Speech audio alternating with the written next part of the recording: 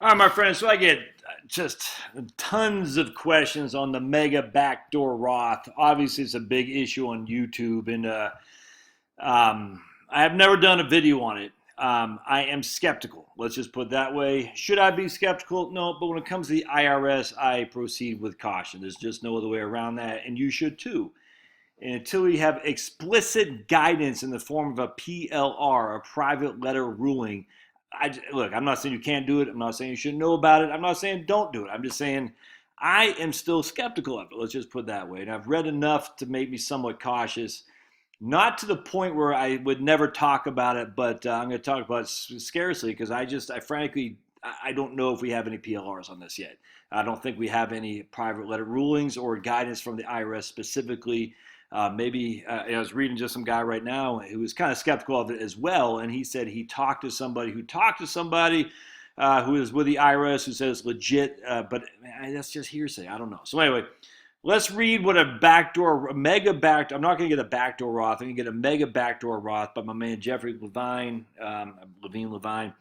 He's written for Horse's Mouth, Ed Slott's stuff here, and now he's with Kitsis as well. So he's well known in this area of IRA technical expert. So I'm just going to go down to the Mega Roth here and go into it. And this is from 2015, just be advised. We have had tax updates in 2017, the TCJA. So just keep that in mind too. The TC Tax Cut and Jobs Act, TCJA, the Trump tax bill, it did get away with Roth recharacterizations, which is too bad, but it didn't address the Mega Backdoor Roth. The Backdoor Roth in of itself is legitimate. I'm pretty comfortable in saying that. I think I was just watching Ed Slott or something like that. They got rid of the step transaction. I can't remember, but I have no problem with the simple backdoor Roth. It's the mega one, which I'm not sure about. So let's read my man Jeff's here. Potential bonus strategy, the Mega Backdoor Roth. If some is good, more is better. If you and your client feel comfortable with a backdoor Roth strategy and they have additional discretionary income, you might want to see if there's potential to take this strategy to the next level with another related strategy that's been dubbed as the Mega Backdoor Roth. What is it? Quite simply, it's the employer-sponsored contribution plan equivalent to the backdoor Roth IRA. But since plan contributions are higher than IRA contribution limits, there's a potential in limited circumstances to facilitate a transaction similar to the backdoor Roth, but with much greater dollar amounts. In order for a client to take advantage of the Mega Backdoor Roth, 5 conditions have to be met. So just let me be clear. I know Jeffrey Levine. I know who this guy is. I know Ed Slott. I know Michael Kitsis, and I know Horse's Mouth. And Jeffrey Levine has been part of all these guys. I forgot the lady's name over at Horse's Mouth now. Deborah something. I'm drawing a blank. But anyway, I know a lot of people talk IRA strategy. Ed Slott. I know these people like the back of my hand. Bob Keebler. So I'm very comfortable with going with Levine's recommendations. Absolutely. I'm not comfortable as just some young guy on YouTube, just spouting off because he heard some strategy on YouTube. I'm not. Not this, because we have no PLRs. Now, I am not necessarily a young guy, but a guy on YouTube with my freaking t-shirt and a picture of Bessie behind me. So just be advised. I'm telling you to proceed with caution if this is of interest to you. So 5 things need to be applicable. The client's employer in their 401k plan must allow you to make after-tax contributions. The after-tax contributions must pass the actual contribute percentage test, the ACP test. Off the top, I can't remember what that is. The actual contribution percentage test, the ACP. I used to know all this stuff. I don't know much anymore because I just don't pay much mind to this. The Mega Backdoor Roth. Again, until we get specific guidance from the IRS, I always proceed with caution for sure. The client must be below the overall limit for plan contributions, and so we'll just say $55,000 this year. I don't know what it is, but we'll just say $55,000. The client must have enough disposable income to make after-tax contributions to the plan, and this is the big one. The plan must allow for periodic in-service distributions of the client's after-tax money and their earnings. Remember, just because the IRS or ERISA allows it, the plan can be a whole lot more just stringent, if that makes sense.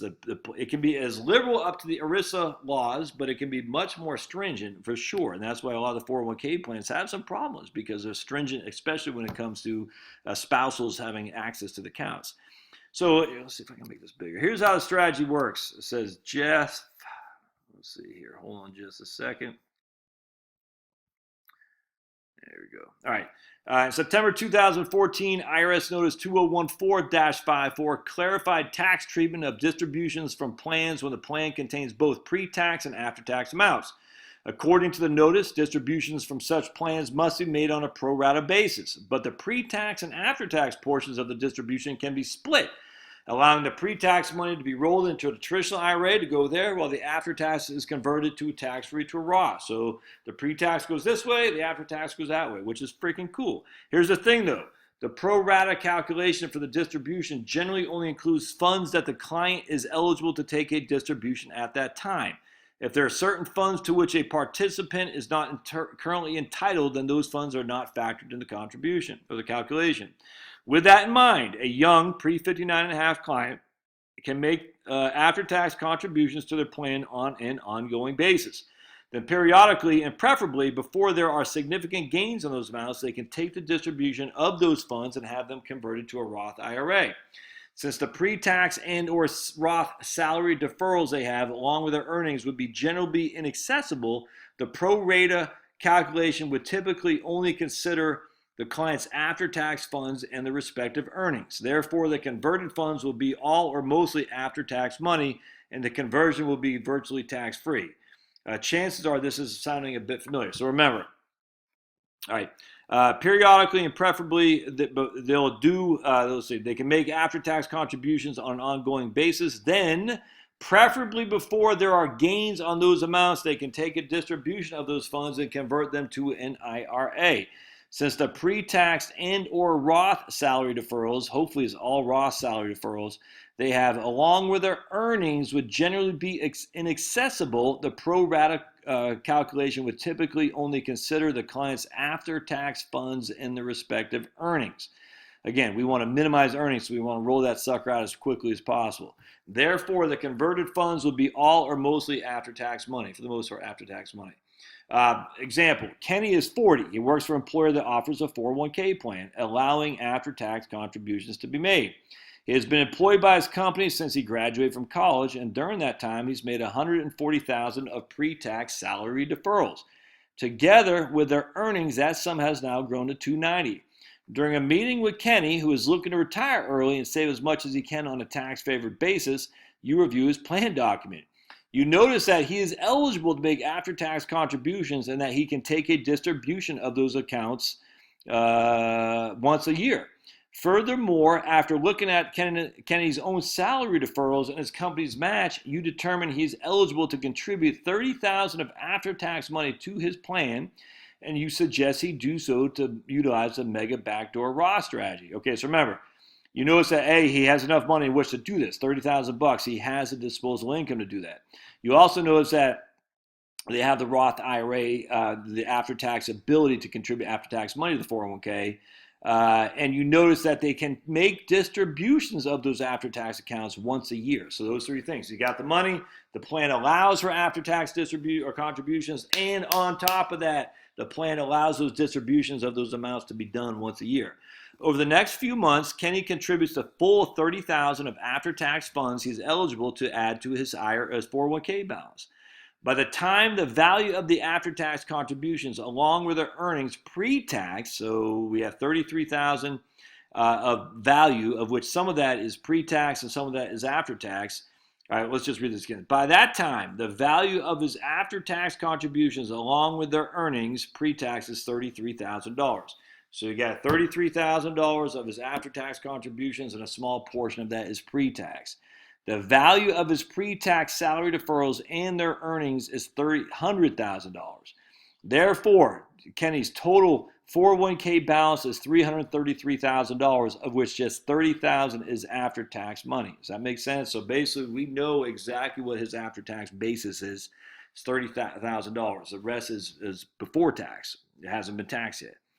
Kenny then requests a distribution from his plan for the funds which he is currently eligible to receive. Since Kenny is under the age of 59 and a half and is still working, he is unable to access his salary deferrals and their earnings. In fact, the only funds Kenny is able to access at this time are his after-tax contributions and their earnings. As a result, despite the fact that Kenny has over $300,000 in pre-tax money in his plan, the amount of pre-tax and after-tax money he receives as a part of distribution will typically be calculated on the $30,000 of after-tax money he has contributed, along with $3,000 of the earnings attributed to those funds. All right, so we got $33,000 in there. $30,000 is cost basis. $30,000 is his pre-tax earnings. Again, as a result, despite the fact that Kenny has over $300,000 in pre-tax money in his plan, the amount of pre-tax and after-tax money he receives in that conversion, receives as part of his distribution, will typically be calculated on the $30,000 of after-tax money that he gets, and along with the $3,000 of pre-tax money. If he wants to, he can request to have the entire amount directly rolled to his Roth, and he'll owe tax just on the $3,000, not on the $33,000, because the rest is after-tax money. Similarly, if he wants to avoid any additional taxation, he can use the guidance provided by the IRS notice and request to have the $3,000 of pre-tax money moved directly to the traditional IRA. So we get $33,000 in there, $30,000 is after tax. He rolls that to a Roth. $3,000, he can roll it to a Roth. He will pay tax on $3,000, which is fine to me, or he just puts that in a traditional IRA. Let's see. This can be done year after year, supersizing Kenny's Roth IRA account with no additional tax costs. Obviously, not all clients will have this opportunity, but for those who do, it can be quite powerful. Considering clients are small business owners, in addition to being more likely to have the necessary disposable income to make this strategy work, such clients are in the best position to facilitate amending plan documents to incorporate the provisions necessary to execute a Mega Back Door Roth.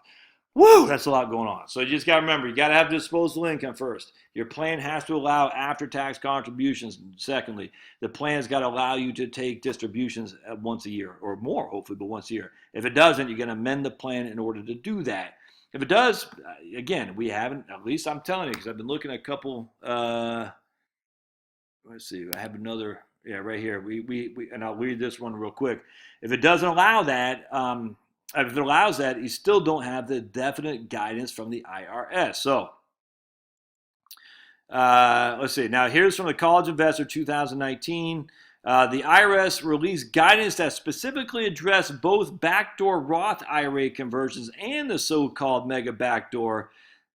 I don't think they did address that. Okay, this is in February 2019. I just was watching Ed Slott and Kitces too. I didn't think they neither of them mentioned that the IRS has released guidance on the Mega Back Door. But this, my man over here at College Investor, I don't know who this person is. He says they have, Robert Farrington. The Mega Back Door Roth IRA allows you to contribute an additional $35,000 into a Roth by leveraging the fact that some employer plans allow after-tax contributions up to the current limit of $53,000. Wait, I thought the Roth contribution was okay. You get that. All right, so now let's go down to backdoor here. Mega Backdoor. All right. Okay, now that you've had the refresher on the backdoor Roth IRA, how does the Mega Backdoor Roth IRA work? All right, it's a different process, but similar to the backdoor, but it requires that you have an employer 401k that allows after-tax contributions. We're not talking about Roth contributions in a 401k. We are talking about after-tax contributions.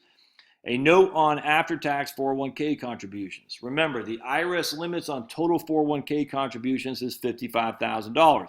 That means you can contribute up to $18,500 pre-tax, and your employer typically can contribute something.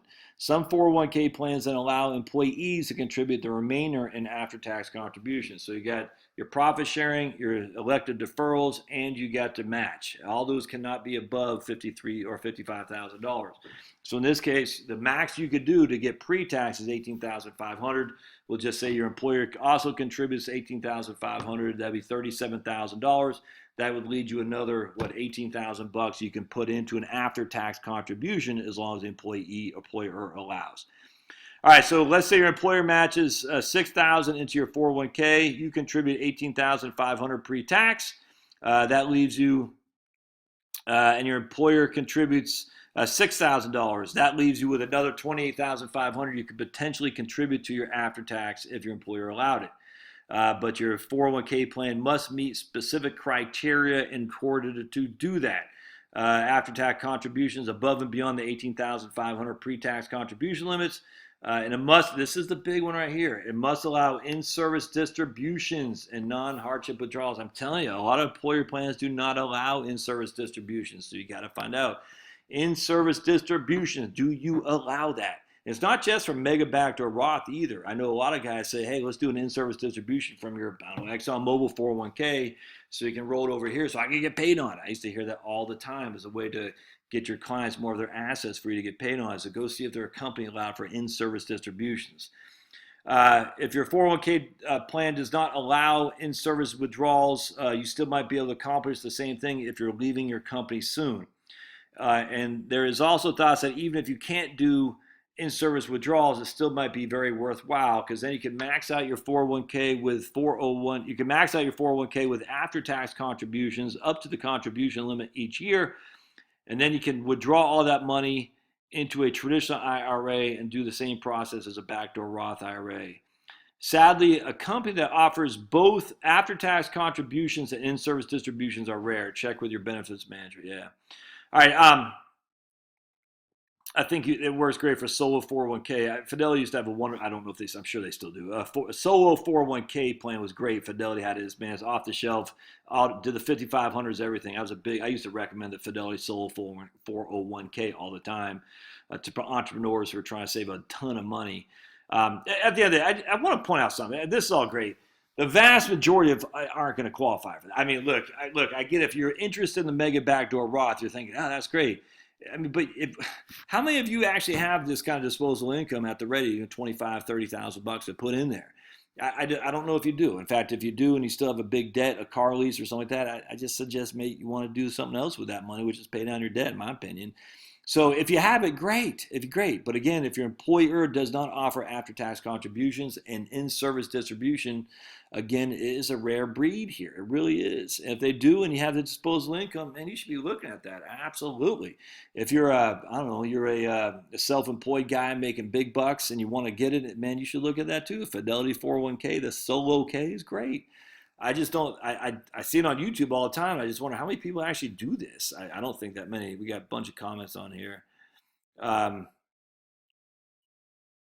Yeah, so the fact that we need to jump through hoops like this is, see, anytime you're dealing with the Fed tax code, you got to jump through hoops like that for sure. And I just, I don't know. For me, I don't get it.